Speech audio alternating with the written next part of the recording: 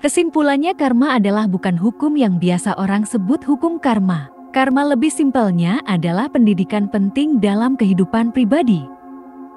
Hukum karma sendiri merupakan proses spiritual dan yang berhubungan dengan metafisik individu atau pribadi masing-masing. Karma hadir sebagai solusi terbaik untuk mendidik diri kita agar kita dapat lebih baik dan tidak berbuat jahat dan lebih condong ke perbuatan sebab akibat. Siapa yang berbuat pasti dia akan mendapatkannya, baik yang positif maupun yang negatif.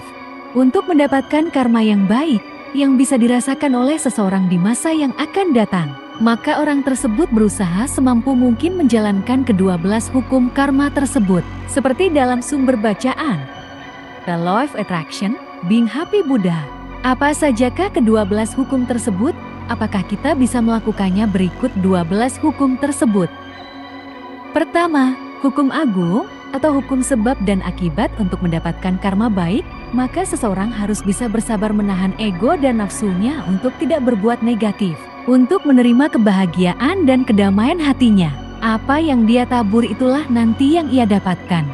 Kedua, hukum penciptaan. Sadar dengan dirinya sendiri untuk apa diri kita ini, dengan siapa kita ini, mau menjadi apa diri kita ini, dan berada di mana kita ini.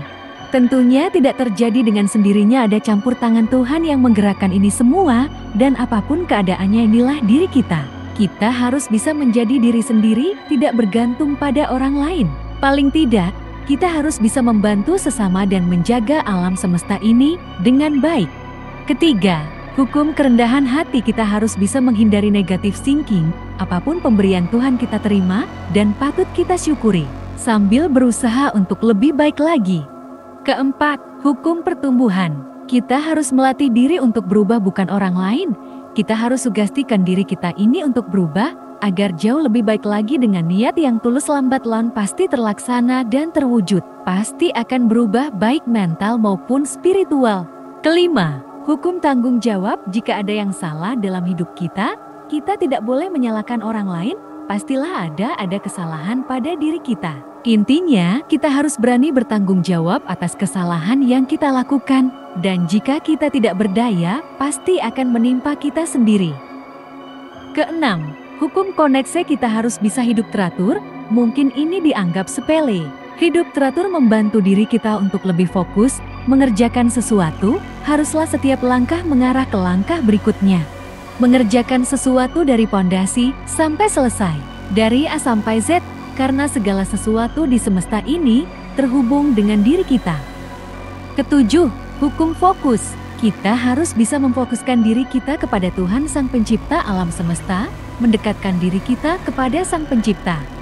Dengan fokus kita kepada Tuhan, dengan begitu, kita tidak mungkin untuk memikirkan hal yang bertentangan dengan hukum Tuhan, sehingga kita akan hidup lebih baik dan bermanfaat dengan bimbingan Tuhan.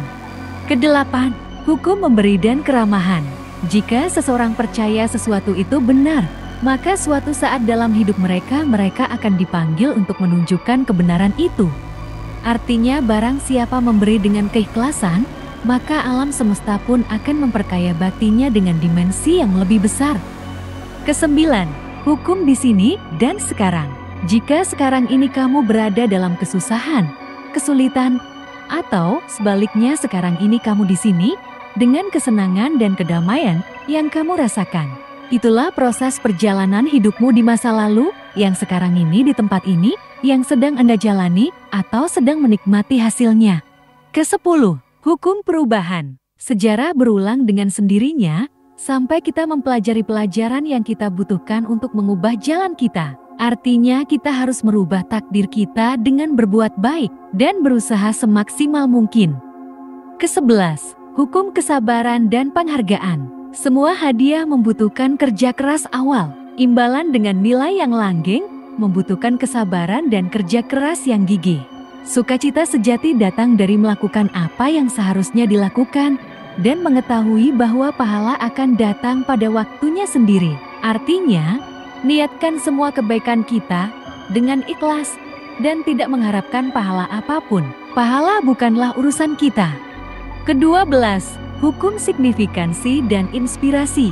Seseorang mendapatkan kembali dari apapun yang mereka masukkan ke dalamnya. Memasukkan niat dan tekad yang kuat untuk memilih saran dan sugesti yang positif, menjadikan energi positif yang lebih tinggi lagi, sehingga kita mendapatkan ide-ide yang lebih baik, dan juga jalan hidup kita lebih terarah, dan ada kepastian hukum Tuhan. Yaitulah beberapa pengetahuan singkat tentang hukum karma, yang selama ini kita sering dengar selama ini.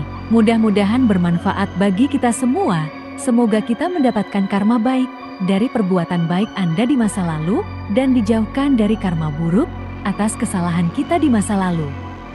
Dengan berbuat baik di masa sekarang dan masa yang akan datang, semoga kita nantinya mendapatkan kedamaian hati dan ketenangan jiwa. Akhir kata, saya undur diri. Wassalamualaikum warahmatullahi wabarakatuh.